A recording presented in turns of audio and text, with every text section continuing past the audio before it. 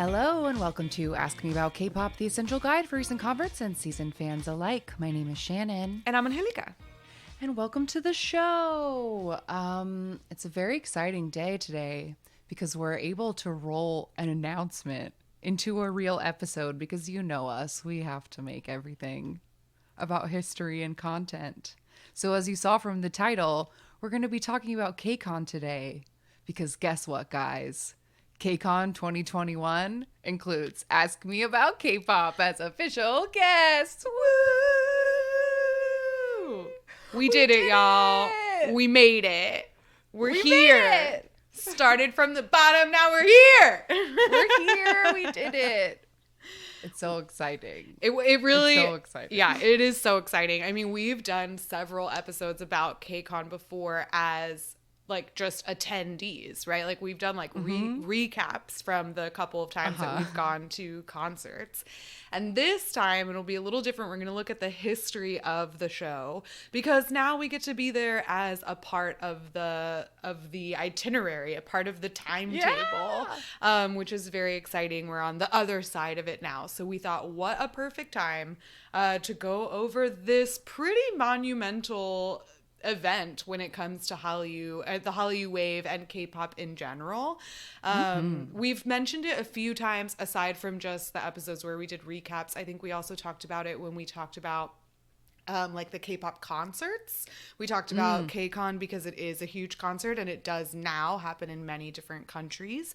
And it was very like instrumental in pushing the Hallyu wave out of Korea. And we're going to talk a lot about that today. Yes. But before we dive in, the announcement at hand. If you're listening to this episode before March 14th, 2021, we are going to be live on Twitter on Saturday, March 13th at 6 p.m. Pacific. That's 9 p.m. Eastern. Find your time zone from there. You can find us on the official KCON Twitter account, which is at KCON_official. And we're going to be talking about our show and how it came to be and what we like about it with some friends from the K-pop cast and the In My Feels podcast. And it's going to be on the new Twitter Spaces, which I have heard is like Clubhouse, but for Twitter. We're going to be trying it out. So please come to it. And so they can see that our listeners are loyal and love us and they invite us back next year when it's real and in person. Yes, Deal? when fingers crossed, it's real and in person. And yeah, I think you may have already said this, but the event is free, right? It's part of course. It's a part of the free content. So we're going to talk a little bit about what the online KCON looks like once we get there in the timeline. But this is free, so you don't have to buy a ticket or anything like that. It's not like the K-pop podcast that we did over the summer, but it is. Right. It's an exciting opportunity for us to get to talk about the things we love to do. Yes, it's part of Countdown Week. So, yes, it's the free fun stuff leading up to KCON Tact 3 2021. So exciting. So I'm so extremely honored that we were invited and I didn't even have to beg. They came to us. I know. I've begged in previous years. I didn't beg this time. Yeah. They came to us. That's how you know. That's how you know it's real. So excited.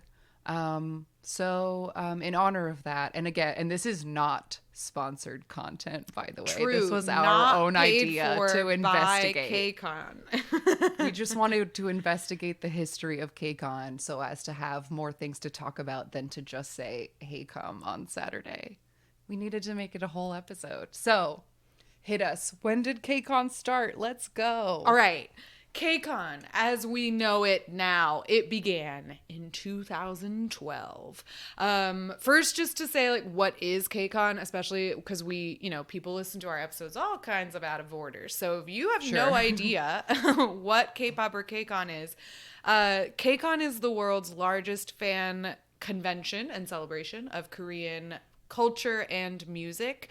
So it includes day events in a convention, which include like EXO programs, expo programs, not XO programs. Although sometimes the expo programs are XO related.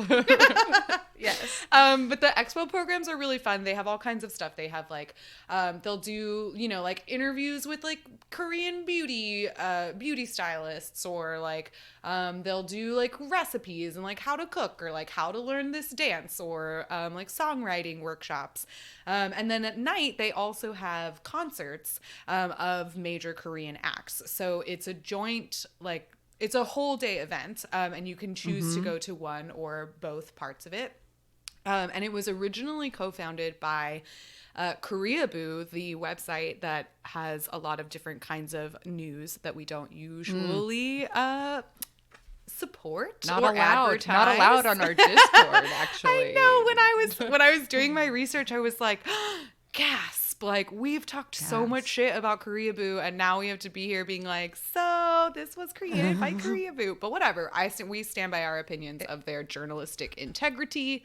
However, they partnered with CJ which is a huge corporation in Korea. We've talked about them a lot of times because they own all kinds of shit, including Mnet and M Countdown. So Mnet partnered with Koreaboo to create and organize and produce KCON. Usually only Mnet is billed as like the creators, but Koreaboo is listed as like one of the major like an media originator. Yeah, and I think they're like the originators of the idea is what the vibe I got from the way it was described. Anyway, so October 13th, 2012, KCON is born in the Verizon Wireless Amphitheater of Irvine, California. This baby KCON only had 25 convention programs. It was only one day. It had 55 panel guests and 20,000 attendees. And the performers, a pretty good number. And the performers were Gina, BAP, XOM, 4 Minute Without Hyuna, Newest, and VIX. So a nice, XOM. quick little, I know, XOM. What a treat those first KCON attendees got. I know. That's a good lineup. Like, for the very first one, it's a good lineup. And this was like, XOM had just come out, right? Because this was 2012. Like, this was one of the first things EXO ever did. And on the KCON website, there's a really great archive where they have like recap videos all the way from 2012. So you can see like babies. You can see the little babies on the stage, and it's a good time. Great. The next year, in 2013, they started to grow a little bit in that now we're moving to 2 days. So we've got 2 days, August 24th to the 25th, and now we're going to be in LA, and we are at the Los Angeles Memorial Sports Arena. We're growing the convention now because we've got 2 days. So we've gone from 60 convention programs, 110 panel guests, and still around 20,000 attendees. So we've basically doubled the amount of content and have been able to sustain like the same number of attendees. So we're doing fine. These performers had Teen Top, Crayon Pop, Henry Lau, 2AM, Dynamic Duo, EXO K and M, the full EXO this time, and G-Dragon. And they had special guests, Yoo Sun-woo, who was billed as sort of the Korean Jack Johnson, and DJ Koo, who is a DJ and a producer. He's best known for producing the song Pick Me on Produce 101. Oh, yes, that one. Yes. The first one? The first one. Pick me, pick me, pick me. Yeah. Okay. And special guest extraordinaire, Missy Elliott. Holy shit. This was actually a really big deal. G-Dragon and Missy Elliott collaborated on his album Coup d'etat. They have a song together called Nileria, and they debuted the song here at KCON 2013. There is a video of it on YouTube. You can find it. It's super fun. Missy Elliott has the first verse, and she kills it, and then she just like jams with her dancers like while G-Dragon takes the rest of the stage, and she looks like she's having a fucking blast. So it's a really fun stage if you haven't already seen that. Awesome. This convention, I also looked at some of the different like types of events because I was reading a bunch of different articles because it was brand new, it was getting written about in a lot of different publications, like especially that's because an Missy interesting Elliott was thing there. for journalists. Like when a new weird convention pops up, like, oh, this hotel was suddenly full of kids wearing T-shirts I didn't understand. Like, what's the story here? I get it. You get a lot of like 2012, 2013, and 2014. You get a lot of the like, what's the deal with K-pop articles regarding this convention. Because Psy and KCON, like these are two things exactly for people to be talking about. Yeah, and then because Missy Elliott was there, like people were like, who is this G-Dragon, and like why does Missy Elliott care who he is? And so G-Dragon himself was like interviewed by a lot of different people, and I read this one interview that was really funny because he was just like he was like describing him as looking almost bored, but the interviewer clearly like really loved thought G-Dragon was like the coolest person he'd ever met. And then when he was like describing the other acts of this, he was so flippant and dismissive of everybody else on stage. It was crazy. But he loved G-Dragon and was like, this guy, he's a genius. I can tell. But they had a bunch of really fun. I noticed they had, first of all, outdoor stages like during the day. They had like a little stage setup where they had a lot of the like artist engagements where like the high touches and the interviews and even some like little mini performances during the day.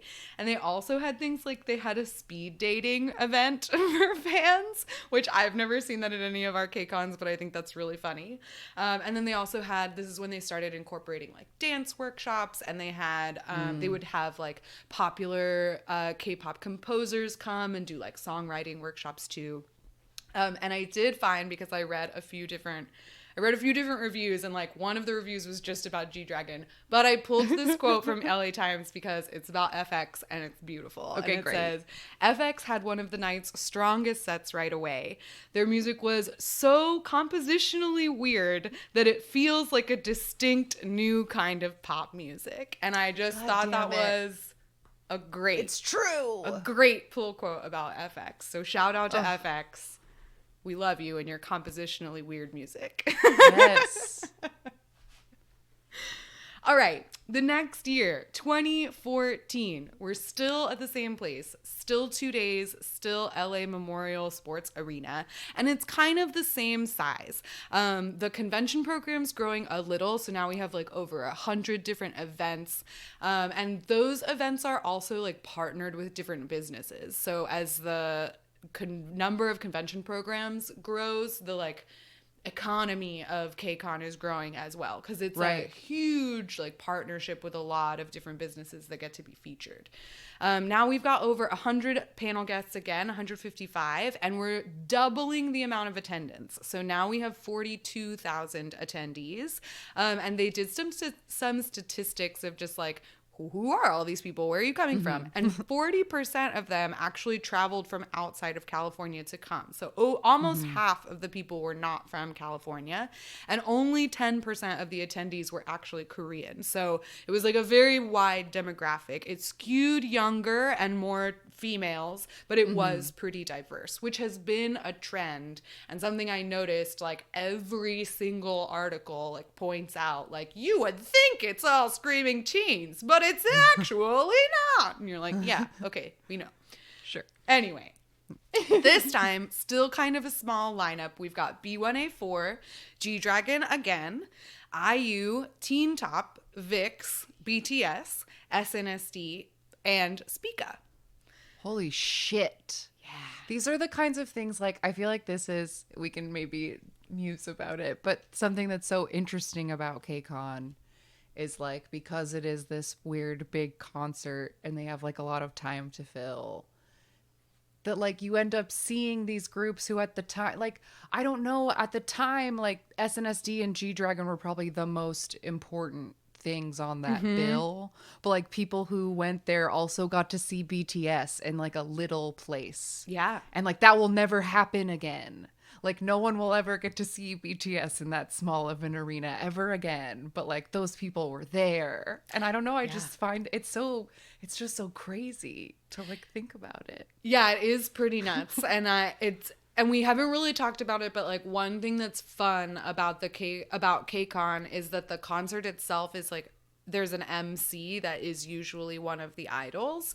And I know that RM did like a surprise bit like in this 2014, like with one of the MCs. And people really thought he was very charming and like very much enjoyed him hosting this. And this was also one of the first times that the convention itself is getting a little bit bigger, because now we're bringing in a bunch of different like special guests. And these special guests included a bunch of people I didn't know. The only name I recognized was Eric Nams. But these people were brought in to do like red carpet interviews, and they were all filmed for Viki.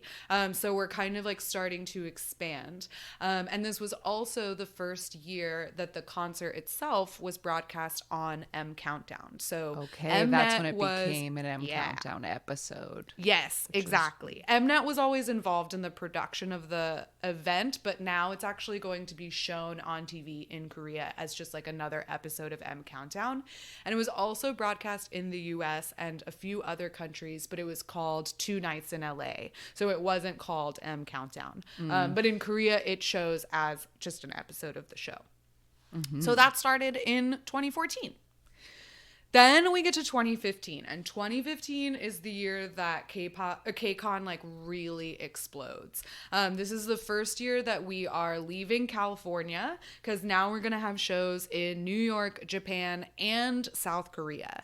And I'm just gonna go ahead and say it from here on out. I'm not gonna list the names of the people who go anymore, because it's gonna start getting ridiculous. Like, especially when they start adding days and like it just starts growing. We're getting like 30 freaking people in one weekend. So just trust me when I say there's a lot of really great people. We can like kind of shout out some names overall to give you like a time capsule of the year. But anyway, chronologically, the first KCON of 2015 is April 22nd. This is at the Saitama Super Arena in Saitama, Japan.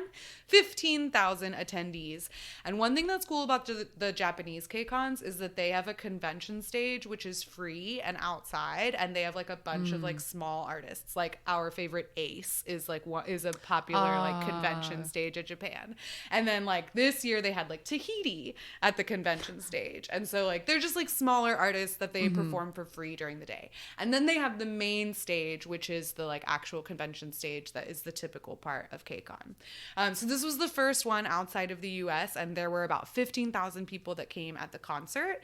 And they had an event ambassador who was Gangnam. He's a Korean Japanese vocalist from MIB. And he's pretty popular. I feel like I know that name just on its own. He was on at least the first season of Busted as the returning character. He was the guy who had part-time jobs, and every time they kept showing up, and he was like he was always the same worker. Yes. Yeah, I remember that. They made him work too hard. They like chased him down the street once, and then he was like, I really am just like a cameo. Like, I really don't know. I'm just here to like it's a running gag, but like I'm not gonna have information. I don't have clues for you. You chased me so many blocks. Yeah, that guy. Gangnam. He works hard. So anyway, the next one is back to LA. So now we're going to have 3 days, and it's July 31st to August 2nd. And now we're at the Staples Center and the LA Convention Center. So that is where KCON currently lives here in LA. Starting in 2015, this is where we get the like formula for KCON as we know it now. 3 days, LA Convention Center, Staples Center. Now we have 58,000 attendees. So we're like we're growing up, blowing up here. And this is the first year that there's a partnership between CJ, E&M, and Drama Fever, R.I.P. Yep. And so they had, for the first year, they had screening rooms at KCON LA and KCON New York. And Kim Soo-hyun, our Dreamboat actor, was a very special guest of KCON LA. He was interviewed by like People magazine and like the Hollywood Reporter and like whatever. People made a really big deal about the fact that like Kim Soo-hyun was here. Of course. Which is fine. That's a big deal. August 8th, we get the first KCON New York. However, it's actually KCON Newark because it's at the Prudential Center in Newark, New Jersey. So KCON NJ, not KCON NY, but it's fine. This one starts out pretty small. It's only one day. It has 15 convention programs, just 25 panelists, had 17,000 attendees, and the concert only had 4 artists: AOA, Girls' Generation, VIX, and Teen Top. So this was like a smaller, like, is there a market for the New York one? I read a fun fact that the Korean Cultural Service in New York joined KCON this year. They are a host of a big global K-pop audition. So they took some of their finalists from that audition and they hosted like a special stage at this KCON New York. Ooh. Yes, for their finalists. And then the last KCON in 2015 was something I think they've only done once, but it was a domestic KCON in South Korea. They had it on Jeju Island at Jeju Stadium. And this was actually a joint effort between the Jeju Tourism Organization and CJ E&M. And they actually did a giveaway of free tickets for international fans because they wanted people to come to Jeju. Oh, wow. So they Holy gave out shit. free tickets to Jeju. Which is pretty awesome. They got about 17,000 people all together, and they again did like a convention stage, which was free outside, and then they did a main stage. But this time, like, unlike the convention stages in Japan, the convention stage at Jeju had bigger names because they, I think, like were in Korea and they didn't have to travel very far. So they got like Day 6 and Mamamoo and Roy Kim and Oh My Girl. Like those are some of the names that were at the free stage in 2015, which is pretty cool. Love that.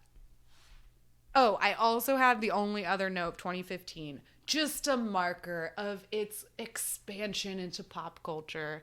The BuzzFeed Try Guys tried K-pop and went to KCON LA. So that was like a very... video. Yeah, right? The Try Guys were very, very popular for like quite a while. So that helped a lot of people like hear about K-pop for the first time. Like we said, KCON is essential for the Hallyu wave. An essential piece. All right. Now we're getting into 2016. And My this first time, KCON. yes, our very first KCON, and a very big year for KCON itself. It is now in the Middle East and Europe, and unfortunately, KCON had a bit of scandal this year. We're going to go into it, but first, let's just knock out chronologically the different events. So we started in March 25th. We have our very first Middle East concert. This is in Abu Dhabi in the United Arab Emirates. It had about 8,000 attendees. And I will go ahead and list the artists here because I think it's cool that these people went to Abu Dhabi, and that is BTS, Taeyeon, Kyuhyun, Double S301, A-Lee, Monsta X, and Spica. So yeah, all those people got to go to Abu Dhabi. I almost said Dubai. That's wrong. Then the very next month, April 9th to the 10th, we are in Japan. In a different place in Japan. Now we're in a city called Chiba, a different stadium. But this is where from now on, this is where KCON Japan will take place. Okay. It's growing. Now we've got 33,000 people going to Japan. And now we've got 2 days, April 9th and 10th. Few months later, we've got June 2nd, the very first KCON Paris. So this is at the Accor Hotels Arena in Paris, France. There were 18,000 people in attendance, and the performers were BTS, Block B, SHINee, FT Island, FX, and IOI. Oh my God. A great lineup, first of all. Like, wow, what a concert. But also, interesting story that relates to, remember not that long ago when the Korean president got in real big trouble because that cult leader's daughter became a bit Rasputin-y and started influencing her in a negative way, supposedly. Yeah. Well, that cult leader's daughter, Chae Soon-sil, embezzled several $100,000 of money, some of which was meant for KCON France. So she stole money from KCON France because it was supposedly embezzled through the Ministry of Culture, Sports, and Tourism, which we've talked about before in our Ministry of Kpop. A lot of the Kpop industry does get support from the Korean government, specifically this department. And so this department had some money that was supposed to help fund the efforts of KCON, going to different countries like France. And so some of that money was embezzled in this Chae Soon-sil gate. So that was the first bit of scandal. After France, despite the embezzlement, the KCON did still happen. So the show went on, and it did. And then just a couple weeks later in the same month, June 25th to the 24th, we're still in Newark, New Jersey, but now we've got 2 days, and we're growing still a little bit. Now we've got 40,000 attendees, so getting bigger. Yeah, definitely for that New York show. Yeah, let me think. It's we went from 17,000 to 40,000 in just a year, so doubling. The growth of the KCON is pretty exponential, each year when you look at the numbers. The last KCON of 2016 was at the end of July, so from July 30th to the 31st. I don't know why we dropped back down to only 2 days for this one, but that's what the internet has told me. Still at the Staples Center for LA, of course. We've got 35,000 people flooding LA for this time. And I did have a little note about the lineup of this year because originally CN Blue was supposed to be a part of it. And then they got involved. 2 of the members were involved in an insider trading scandal this year. Yes, they were. One of them was acquitted and one of them was charged and fined. And so because of that, they dropped out of the KCON lineup and they were replaced by Eric Nam and Amber from FX. And this was, our very first KCON. We got to go and we got to see our beloved SHINee and all these other people that we didn't really pay attention to. We only saw half of these people. I know, but Astro was there. TTS, I think, played the day that we did, and I think so did Dean. And so did IOI and G-Friend. Yes. And Block B and Turbo. But we did not see Monsta X or BTS. Right. We did not see TTS. We didn't see TTS or twice. Yeah, we didn't see TTS. No, I was just thinking that recap video, I saw it. I remembered what they were wearing, and I was like, no, wait, we didn't see those red sparkly dresses. Yes, but I remember the Lee Min-ho cam reveal very well because he was the special MC, and I knew that he was a very beloved actor because the drama part of it used to be a really big part of it. Half the convention floor was dramas, and half of the meet and greets and panels were with drama actors. I remember seeing a couple on the red carpet, but I was not versed in dramas well at the time to have known who they were. But I remember seeing them when I was picking up my tote bag and wristband. I was like, those people look famous. They're beautiful and they're wearing nice clothes and they're standing over here by the bathrooms getting their hair combed. Those are famous people. Yeah. But I didn't know who they were. But we would now. But we would now. Yeah, first year at KCON. I was trying to remember because spoiler alert for Saturday, or tease for Saturday, one of the questions on our prep sheet is like, do you remember your first KCON? And I was trying so hard to remember. Like, I remember the concert very well and where we were sitting and like because the shiny part of it all. But the day before when I went to go like get our tickets, like I went to the convention floor like by myself for a while. But I can't even remember like how it was set up or if what I looked at or if I did anything. I've been trying so hard to remember and I can't remember that first year at all. And I don't know why. Yeah, I can't really remember it either, but that might also be because the convention itself is like we didn't participate in a lot of the like workshops and events. So we just kind of like walked around, and I feel like the first year that we went, when we went during the day, we mostly stayed out by like the food trucks and stuff and almost just like hung out like it was a food festival. Because I remember sitting out on a bench and eating tteokbokki and stuff. Like I remember that part. And I do remember going specifically to a booth on the convention floor because one of my friends who I had met on the Soompi forums, which I talked about on that Crazecast episode, had like a friend who was working some kind of fun, like spin a wheel, win a face mask booth or something. Yeah. And like, I promised her I would go stop by it. So I remember doing that. But I think we mostly were just there for like food and we're nervous about shiny and we're just very focused on that. Yeah. That first year. I think so too. That's all the only thing I really remember from that year is shiny. Because nothing else mattered. Right. And that continues to be true. Yeah. All right. The following year, 2017, now in Mexico and Australia. So we're still growing.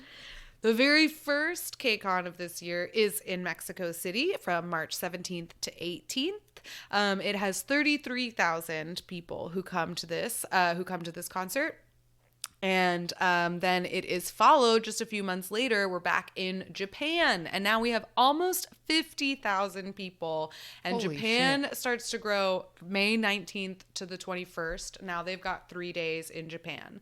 Japan quickly becomes like the biggest of the KCONs because they not only have 3 days, which not all of the cities do get 3 days, but I think also because of the proximity to Korea, they're able to get a lot of people to come.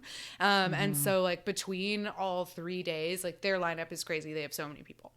Then next month, June 23rd to the 24th, we're back in Newark, New Jersey at the Prudential Center. We've got 43,000 attendees, and this year CN Blue does go.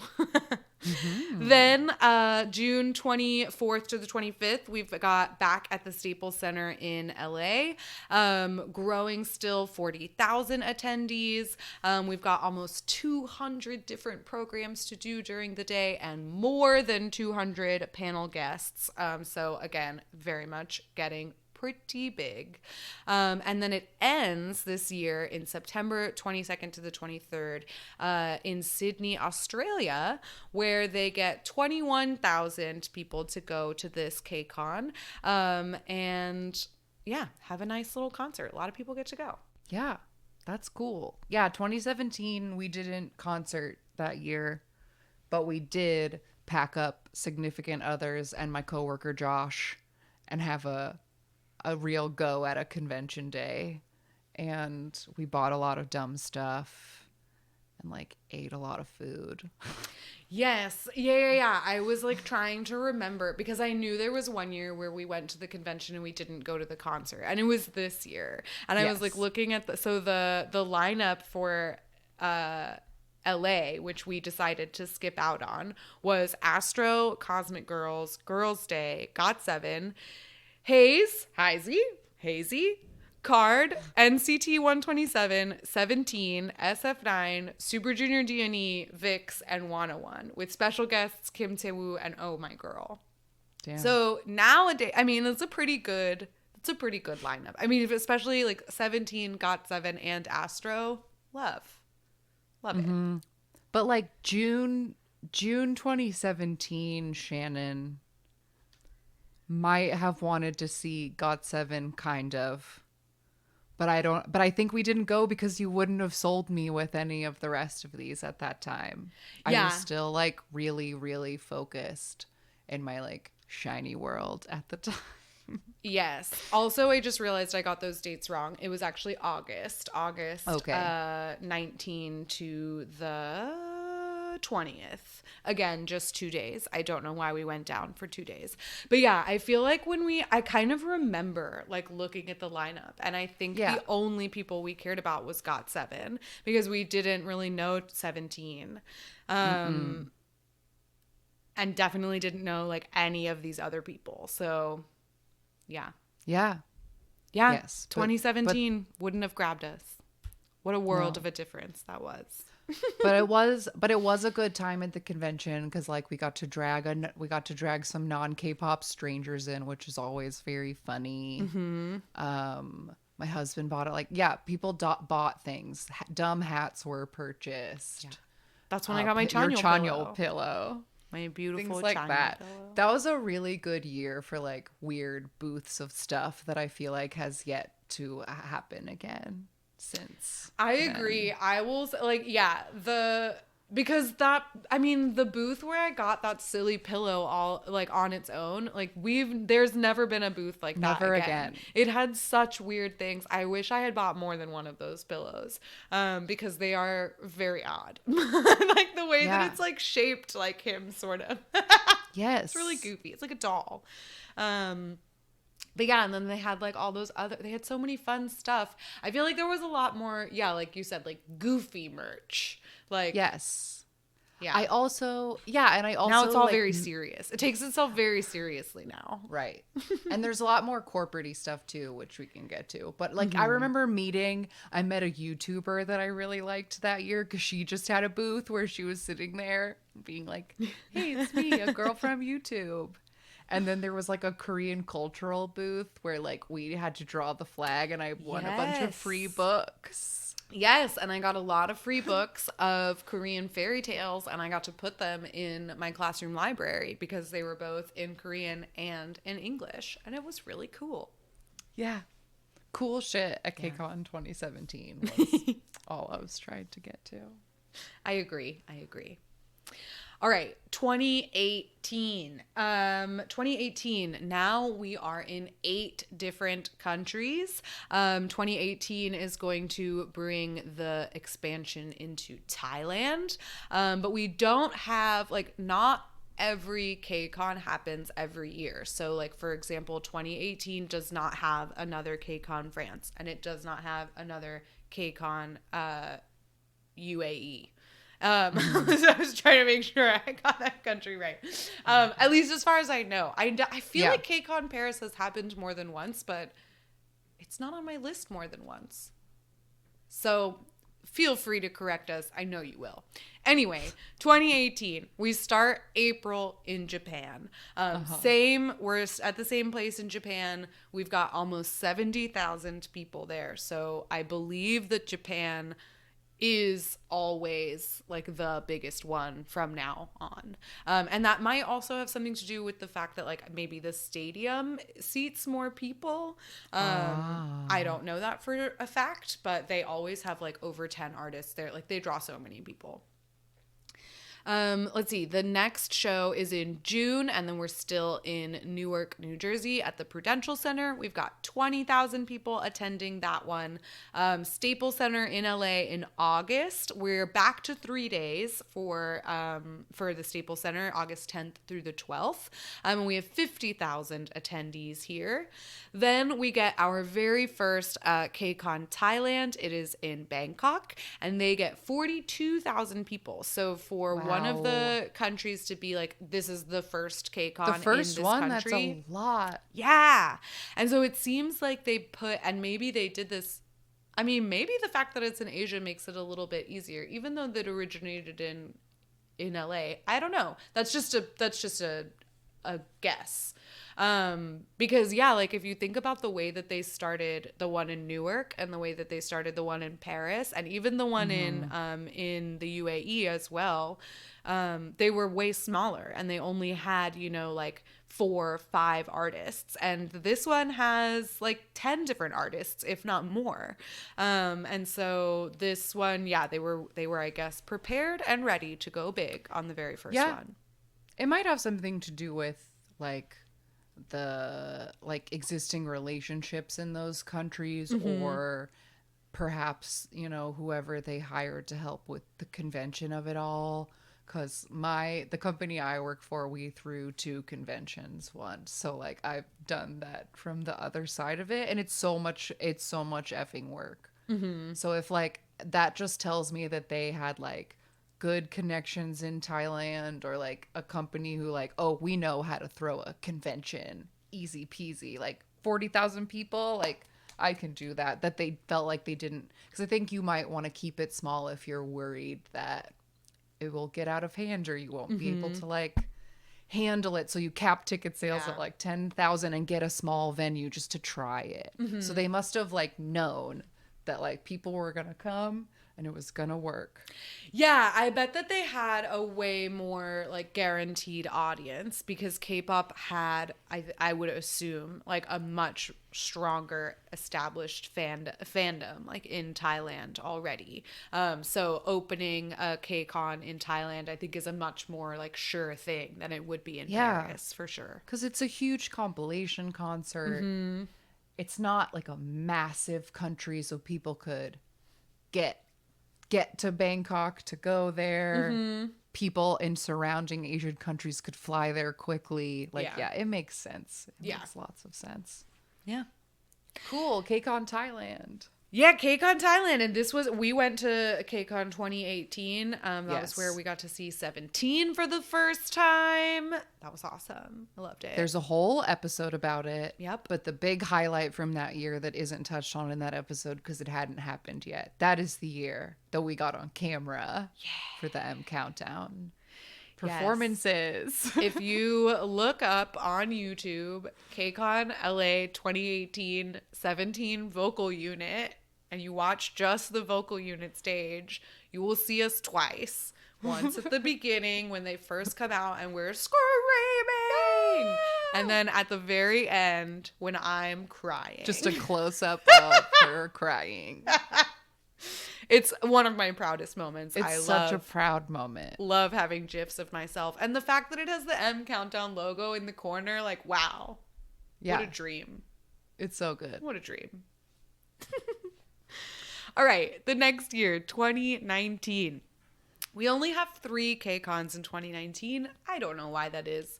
But the first one is in May, and it is in Japan again. We've got 68,000 people in attendance.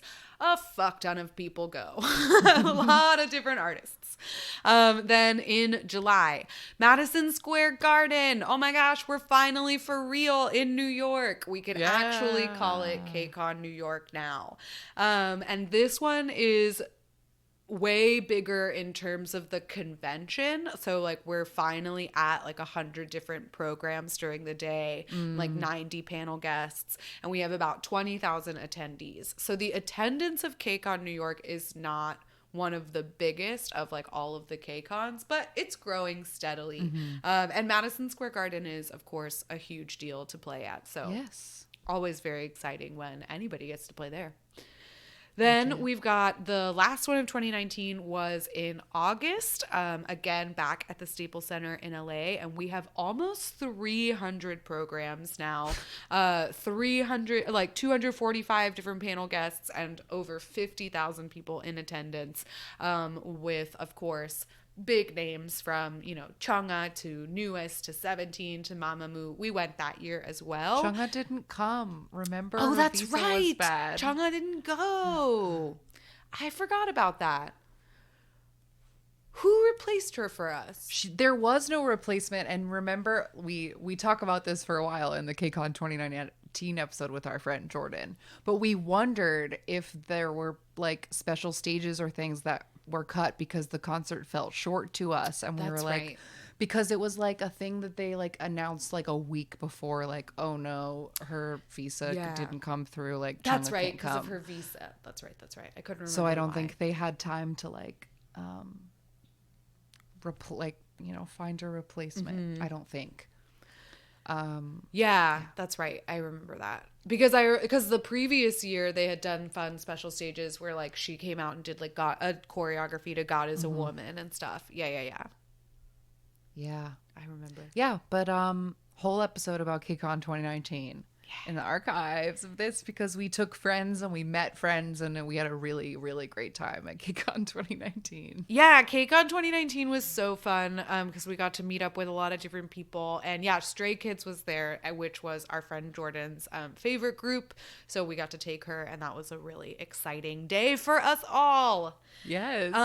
Overall in 2018 and 2019, so we've grown from a modest concert with only 20,000 people. Between 2018 and 2019, just LA and New York alone saw over 150,000 attendees and 200 plus idol appearances. Wow. So KCON has really exploded to become quite a big deal in just a few Yes. years. Very neat. Yeah, it is really cool to have this like huge thing, especially because like we talk so much about, how isolating sometimes like being a K-pop fan can Yeah. feel if you don't know other people. So then to like have these really huge conventions for this like very niche interest like all over the world, like it's fun. Yeah. Now, so that brings us to the sort of To current now. post-COVID world that we live These in times. now. And so from 2020 to now, 2021, KCON has shifted into an online event called K Contact. All of in-person events, of course, were canceled in 2020. So I believe in April of 2020, they announced and introduced this KCON idea. And most of the convention takes place on the Mnet YouTube channel. The first one was June 20th to the 26th in 2020. So now we're getting like almost a whole week of content. And it has because rather than having concerts in different countries, right now they're just online. So Right. instead of having, 5 different lineups, they can just smush them all together. And they actually have 4 hours of concert every day. And then they also have like meet and greets with if you have the YouTube membership, and that is like part of what gets you access to like the paid content, which includes like meet and greets and like more interactive events. And then there's also free content as well. Some of it is live, some of it is pre-taped, some of it is interactive. The second season was from October 16th to October 25th, and the third season is coming up, right? And so that is going to be 2021, March 20th to the 28th.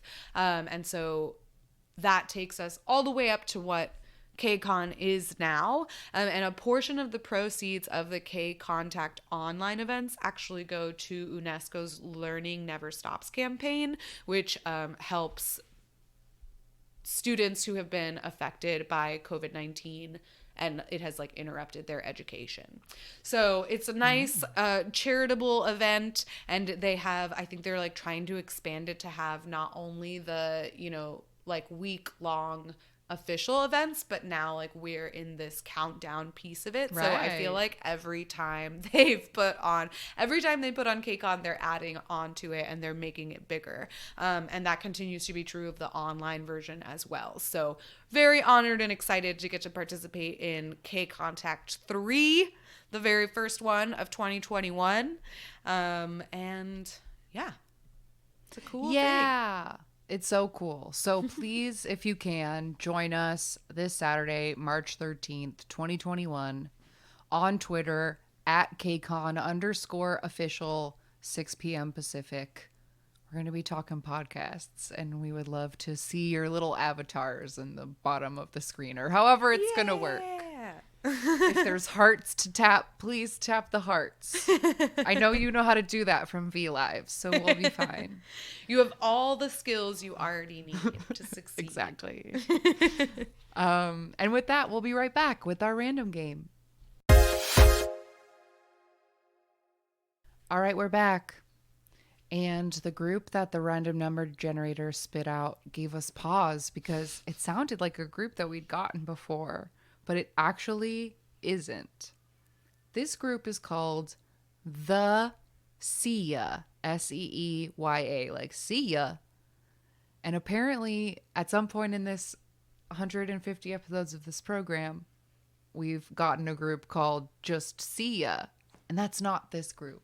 This is a different group. Correct. There are two groups. Two groups with the same weird English name. And the other Sia disbanded in 2011, and the Sia debuted in 2012. Yeah. So the name was not being used. Pick it back up. But anyway, this started as a 4-member girl group. Started as a 4-member girl group. 4-member girl group. Under MBK Entertainment, which is a part of Core Contents Media. And they debuted on November 12th, 2012 with a single album, Good to See Ya, with the title track, Be With You. Yes, and it features a member of Speed, and that's what we're going to be watching in a minute. Mm-hmm. They also released a MBK family song with Tiara and Five Dolls and Speed. And we've talked about Five Dolls and Speed and Tiara on the show, so I guess this is the one MBK family we were missing. Yeah. And apparently one of the members of the Sia, Yeon Kyung, was also a member of Five Dolls. So, and they said that she would just promote simultaneously in both groups. That sounds insane. That truly sounds crazy. Yeah, and then in 2014 they released 2 singles. One of them had EXID's Ellie collab on it. They did another family song in 2015. Then they disbanded Five Dolls and said that one member was going to focus on the Sia. And they released a 5th single. And then apparently in November of 2014, the Sia was just removed from MBK's website. And that was it. Yeah, there wasn't an official disbandment notice. The profile page of the group was just removed from the official website. And then it wasn't until 2016 that one of the members appeared on an SBS TV show and confirmed that the Sia had disbanded. So overall, they put out 1 EP and 7 singles. So a pretty small discography for their 4 or 5 year career. Yeah. So I guess all we have to do now is check this out and see this debut music video. Yes, I am excited to see, because it said that they recorded 2 versions of this song. One of the versions features a member of Speed, and one of the versions is just an all-female version. But this music video is a dance version and features all of Speed. So I'm excited because Speed is dope, and if you've never watched any of their choreography, please do yourself a favor and look it up, because they are actual acrobats doing crazy shit. They also have a music video where they do an entire dance in Heelys, and it's the coolest thing I've still to this day ever seen. So I'm very excited. I wonder if this is gonna be, I wonder who's gonna be singing this. I hope there's great choreo. I'm ready. Yeah, ready. All right, so here is the Sia Be With You dance version, parentheses, featuring Speed. All right, 3, 2, 1, go. All right. Okay. We're starting right out with drama reaching hands and windows. Hair blowing in some inside wind. Here comes that dance beat. Ooh. Oh wow, she's like really got tears in her eyes. Oh, love the choreo already. All I can see is like an extended leg. Okay, so this is the version that has the speed vocalist in it. And he's being dramatic in an armchair that is in a different room. I think he has a sword in his lap. Oh, it's a cane. That makes more sense. Wow, his voice is low.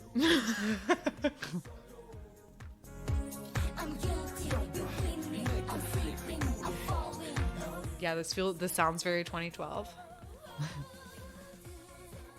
I thought this was a dance version. There's no dancing. But it's going That's what makes it a dance. Maybe it's just the beat. Yeah, this goes, little like swimmy and they do arm. swimmy hands.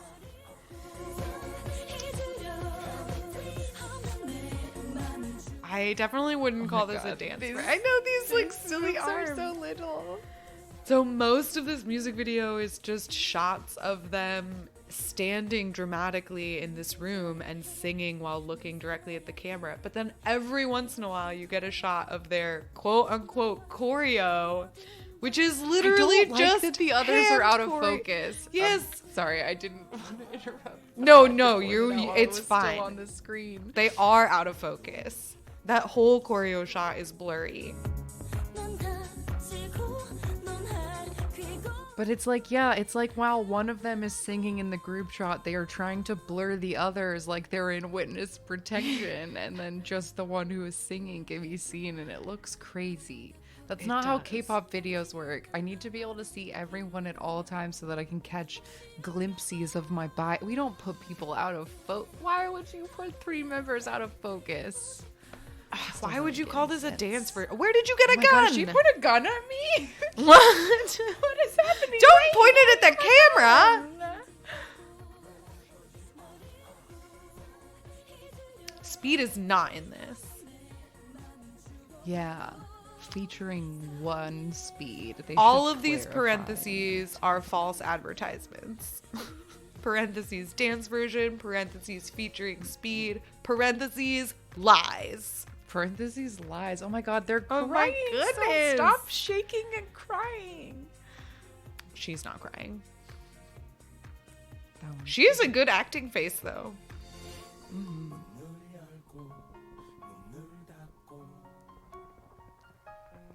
Oh, and they shot backwards.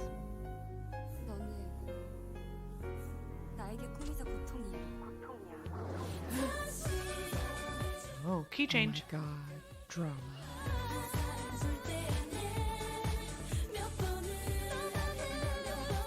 Why can't you dance in the dance version? I know.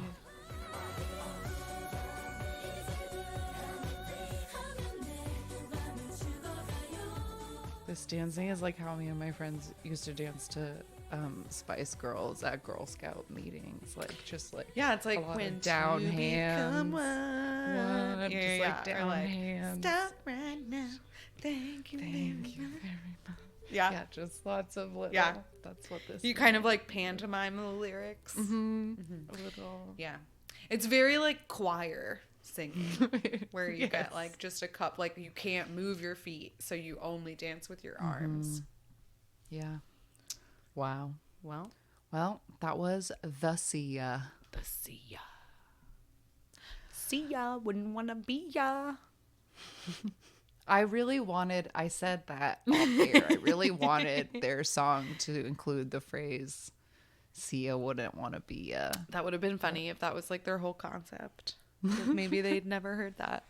Yeah, phrase. because that was a very 90s thing. It's like 2013. Right. It is recommendation time. I'm gonna kick mine to Patreon this week because I'm still living in Shiny World, and I realize all my recommendations are just episodes of variety shows that Shiny has been on appearing on lately, because that's literally all I'm consuming. Sure. But I watched Chinese new like I Can See Your Voice episode, and I remembered like what a great show that is. And then I was Yes. like, oh, there's an American version of I Can See Your Voice, right? Like I'll check it out and see if how they ruined it, like they ruined Masked Singer. And I gotta say, guys, American I Can See Your Voice, good. Actually good. Oh, cool. Totally kept the spirit of the show and turned it into a game show instead of like a celebrity. There's like a person who has to pick, and they win money if they like find the bad singers. Oh, fun. So they've like gamified it, and it's good, and it's not, they didn't wreck it like they wrecked Masked Singer. I think it's like cool. actually fun. Yeah. So If you've never seen I Can See Your Voice, it's a really fun concept for a TV show. Basically, they have like, let's say 5 different people up there, and there's like an idol guest who the point and the goal is for them to find the good singer and and perform a duet with them. But they have to, based on information which may be false about each singer, guess whether or not the person is a good singer or a bad singer. And then they have to like eliminate people, and once they eliminate them, then the person sings and you figure out if they're good or bad. And it's hilarious because sometimes like I've just never seen anyone like be so tone deaf but sing with such confidence. There's like a clip I was looking after I watched the new Shiny one. I was just like looking at fun clips, and I saw these clips of an episode with 17 on it. And this one woman who she was on it, and she was known, she like became famous in the 90s or something as being like the tone deaf actress. And she's so cute. She is like adorable. And she starts to sing, and she comes in early. She comes in like 4 beats too early, and Sung Kwang like counts her in. And it's a really good time, because then sometimes they are really good singers, and then like that's really amazing, and it like totally floors you with the talent. And then if they're not a good singer, it's all in good fun. So right, fun show. Great show. But anyway, so that's, I guess, sort of a rec for I Can See Your Voice in any version. Check it out. Also, my 2 p.m. Woo Young is a panelist right now on that show, and he has long, dilfy dad hair, and he looks so good, and I missed him so much. So extra bonus for I Can See Your Voice. But okay, from the Patreon, here's a Patreon recommendation. Let's pick this one, because this is a joint recommendation that 2 Patreon subscribers joined forces to make a double recommendation. So Michaela and Michael from the Discord recommend the music video Excalibur by rookie group Kingdom. Their concept is all about kings. Furthermore, the choreography involves swords, and the ending of the music video gives us untamed vibes. They are definitely worth checking out, says Michaela and Michael. Check out Rookie Group Kingdom and their elaborate fantasy concept. Amazing. Great recommendation. If you would like to make a recommendation and hear it on the show, you can join our Patreon. Our season fan tier has the option to submit a recommendation every month for a chance to hear it on the show. Patreon.com/AMAKpop-pod. Yeah, so that's Patreon is a place to find us, and the most important place to find us is this Saturday on Twitter at KCON_official, 6 p.m. March 13th. Yes, Come we will watch be. us. Yeah, and we'll tweet out like reminders and stuff. So if you don't already follow us on our social, we will be putting out news and updates, etc. on there. So that's AMA K-pop Pod on Twitter and Instagram. And we have little link trees in our bios that have us on Spotify and on Discord and all of our contact information, which has our phone number and our P.O. box. We got a lot of places we You try can to find be us. accessible. We are found. We can be found. We okay? can be found. Yeah, so thank you as always for listening, and we hope that we see your little avatars at KCON Countdown this weekend. And thanks for supporting the show all these 3 years. I know that it's your listens and your love that got us noticed by KCON finally. And this is our moment. So we couldn't thank you have done all. it without you.